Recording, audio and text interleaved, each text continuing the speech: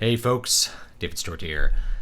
Let's talk about front-loading your project, okay? If you don't know me yet, I'm the author of Keys to Prolific Creativity, which is a nonfiction book on designing and refining your creative process so that you can achieve lots of different outputs over time. In other words, you can complete your projects and complete the next project and the next, and before long, you'll have a big huge pile of completed work that you've been able to do as a creative. This works for musicians as well as for authors. I am not just an author, I'm also a musician and I do put out music. This is like the 12th of like 13 books I've published, so I've been able to get a lot of stuff done, so hopefully my money's where my mouth is.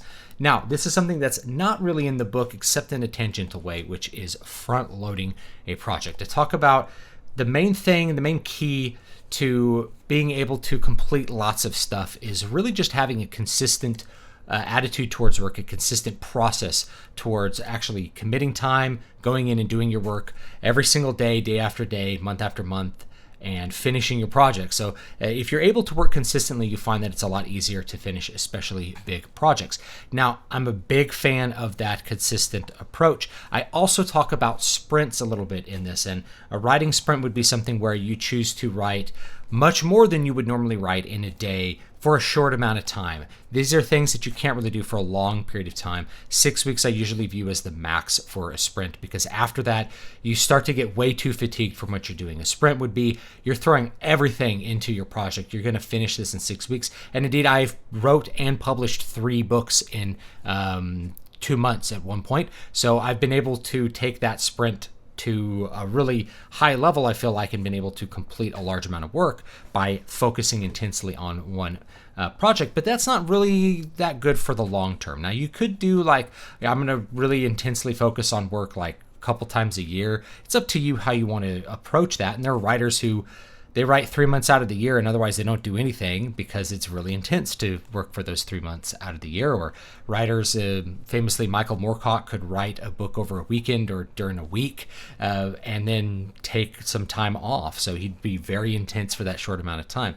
Front loading is where you're basically just going to sprint for a short amount of time.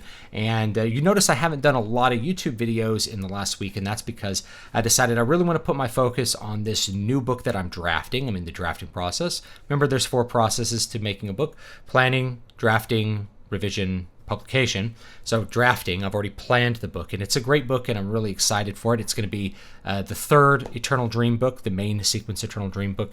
Have a great story planned for this. But what I really wanted to do is to focus on that story and get on top of the workflow. That is, if you are able to put a lot of your work at the beginning of what you're doing, that makes it a little bit easier to finish off. You don't feel like you're under a crunch, or you don't feel like you're having to sprint all the way through the drafting process. Now, for me, if I'm doing a normal, I'm able to actually achieve my work every single day. This is a book that would take about 2.5 to 3 months to write with a normal work process. But I find, because it's going to be a longer book, it's going to be over 100,000 words, that once you're getting past, say, about 100,000 words, that starts to feel like a long time working on one book. For me, I like to finish things in a season.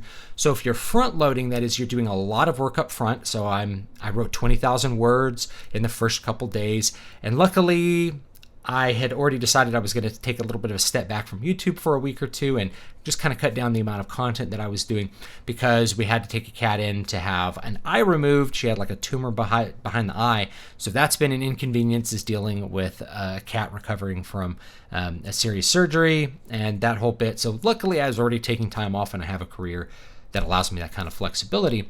But the point of the being able to front load is that if I can get that 20 or 30 or 40,000 words done in a week or two, and what am I sacrificing to do that? Well, I'm sacrificing some of the YouTube content, because YouTube content takes up a lot of time, takes up a lot of effort to do streams and to interact with people a lot. So I shift that focus for a limited amount of time to that project, and then I can pick back up and just have a normal work process to finish that draft off and get back to doing the YouTube stuff, to doing all the different things that I do, writing blog content, doing YouTube content, and writing books. So if you can front load a project, that is to you do like a mini sprint at the beginning to get a large portion of it actually finished before you just kind of settle into a more kind of work-a-day schedule, that really helps you feel like you have momentum going towards the end of your project. It has a good psychological impact on your workflow. You don't open up a document and see 5,000 words and go, man, this is going to be, I got to write 95,000 more words. You open up the document and you see 30,000 words, you're like, I've written so much. And yeah, there's 70,000 more to go, but a couple weeks later, you look at it and you're like, man, I only got to write 30,000 more words. I'm almost done with this thing. I'm gonna finish it up. And so it has a great psychological impact when you've already done a lot of work and you're already deep into the project and you don't feel like you have to do that much more in order to finish it off. This also allows you to avoid things like crunch. Crunch is where really, as a project approaches its due date or its its dead date, depending on its deadline, depending on what kind of field you're working in, you have to start really pumping up what you're doing. You get crunched. You end up with crunch time, where you're having to spend long hours in the days leading up to the deadline in order to finish your project, and that tends to really make you get burned out. And having that burned out feeling, and I've had to do crunch pretty much on every project because I actually set deadlines. And I talk about this in the book. There's a big benefit to setting deadlines, which is it forces you to finish. And I usually set deadlines after I finish the draft, but before I publish the book. So I decide when the book's going to go live. And so I tend to have crunch with the revision, which to me is a little bit easier to deal with than crunch during the drafting process. I like to feel free and creative when I'm actually putting words onto the page. So it helps you to avoid some of that. So if you are starting a new project and you have a definite end date in mind for when you want to finish or when it has to be finished, if you're doing work for hire or something else, doing a lot of work in those first couple of days and really pushing everything else to the side and just focusing on your work for a couple of days is going to yield you some returns later on when you don't feel crunched, when you feel more on top of it, when inevitably something is going to come up in your workflow and make you miss a couple of days, like a cat having to have an eye removed. And then you're really not going to feel bad about having to miss a day because you're ahead of the game, not behind it. So whenever you're ahead, you're always going to feel good about what you're doing and that you're on top of it and that you can actually finish it. You don't want to go too far to where you feel like there's nothing you need to do, but it definitely, if you feel at least a little bit ahead of the game, you're going to have a really good time finishing that process off. And I find with longer projects, like I said, this is going to be a little bit longer book in line with, say, Water of Awakening, which was somewhere around 120,000 words. So this one might be a little bit longer, but it's going to be more substantial than my typical kind of action-packed, say, mini book, which I read a lot of mini books at around 30 to 40,000 words, or my mid-length books, which are around 60,000 words.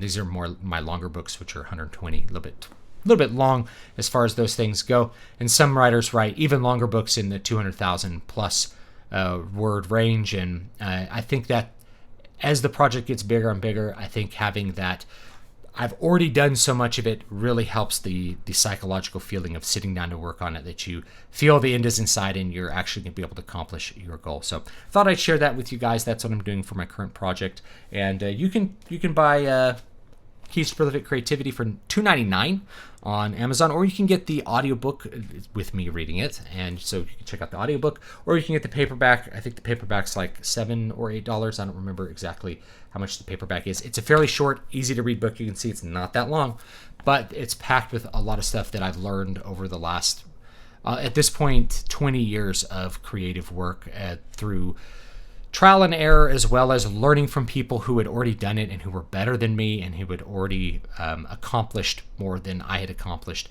So there's the two sides of that. You learn through your own errors and through your own efforts. You learn by doing. And if you're humble enough, you also learn from people who are already doing it and already doing a really good job. And you can pick up the things from them that work for them and will probably work for you as well. So thanks so much, guys, and I'll see you next time. That's actually not the newest book. The newest book is Tyrant's Gallow. Here it is over here. This is one of those mid-length books. So this is Moonsong Book 2, though. So if you don't have Moonsong Book 1, you can read this one for 99 cents for the Kindle edition. It's called City of Silver. I like to call it 310 to Yuma, but fantasy. This is Pirate Island. I don't know what another way to call it. They go to Pirate Island and have adventures there. So check that out, and I'll see you guys next time.